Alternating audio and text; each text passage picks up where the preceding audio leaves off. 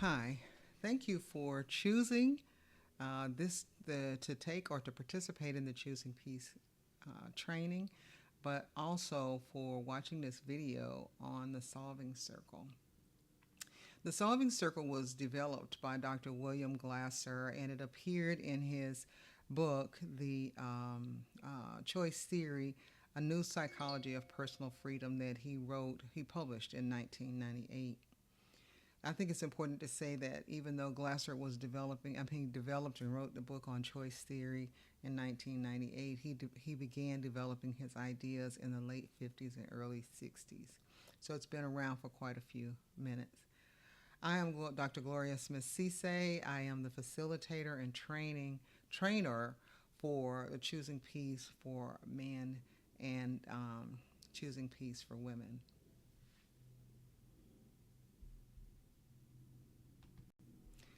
I like to think of as choice theories solving circle as a wonderful way to help people learn to resolve conflict.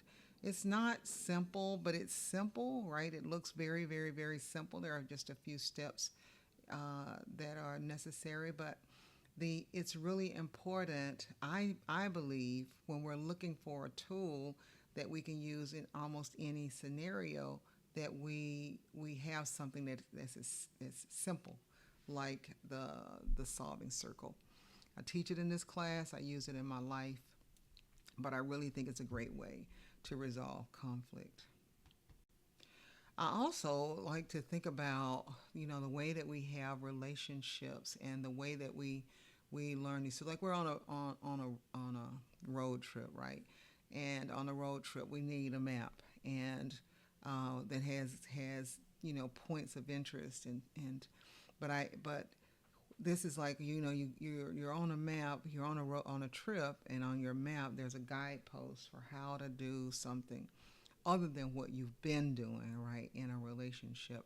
And um, and we are on a journey to learn to have relationships, some of the most effective relationships with the people that we want to be close to.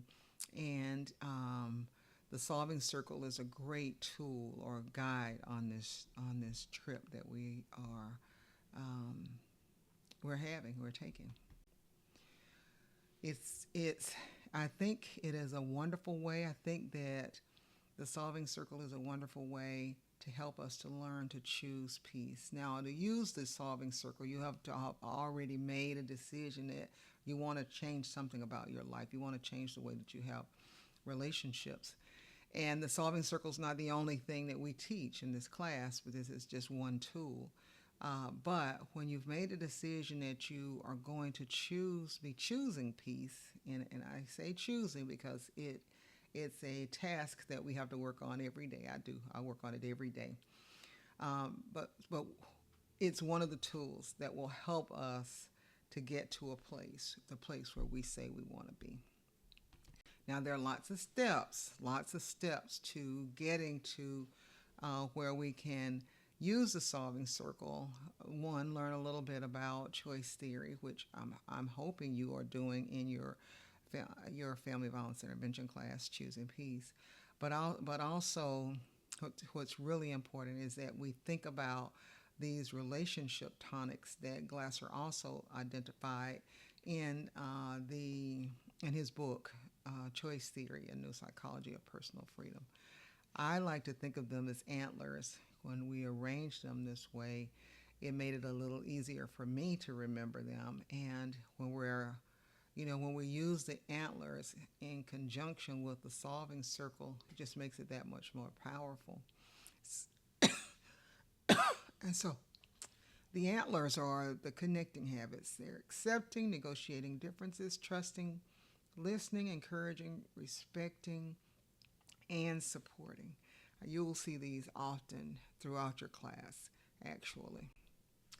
So, what are the steps to the solving circle? First and foremost, individuals have to agree. It's really critical that you agree to be in the circle. You can't just drag someone else into a circle and say, let's sit down and use this tool so that we can figure out how not to argue with each other anymore. Because conflict is going to come up. So, but we if we're dragging someone into it, then that's coercive. That's violence. We don't want to do that. So we tell them a little bit about the solving circle, what you've learned. This is a great tool for introducing or for resolving conflict without using violence. I really would like to try it. Are you willing to do that with me? And so you invite the person into the circle, and you remember, both of you remember, you'll teach them these things too, that the relationship is more important than winning. This is so critical, y'all, because if we step into the circle and not think that the relationship is important, basically we're going to kind of slip back into that place where we're trying to win and we're trying to get what it is that we want. But in the solving circle, it's so important that we remember that the relationship is more important than winning. So I'm not going to be standing in this circle trying to convince you or trying that my point is the best point, or trying to get you to give in on something that you think you really want, but just to be open-minded. We're going to choose one topic, and we're only going to talk about that one topic this time in the solving circle. You can come back and get in the solving circle and talk about another topic, but it is so much easier to resolve something if you're only going to talk about one thing at a time, right? We're also going to always remember to use kind words, no hitting below the belt. When we have relationships with people, we know all of their most secret things, and those things that could hurt them, but we don't want to use those things. We're building relationships. We're not tearing those relationships down. We're also going to pay close attention to our body language. Y'all, this is important. What we know is that more than 70% of our communication is nonverbal. And so people are going to believe what they see before they believe what you hear. So you can't, say, oh, I'm okay, and have a scowl on your face or have your fist balled up or appear to be very tense, because the individual that you're talking to, or individuals, are going to believe what they see before they believe what they hear. So we're going to keep that in mind, pay attention to your body language. But you're also going to pay attention to your emotional state, because guess what? Your emotional state and the emotional state of the other person, because that's going to show up on your body too. Again, remember, we believe what we see more than what we hear. You're going to remind yourself to think about, is what I'm about to say or I'm about to do going to help or hurt my relationship with this person or these people?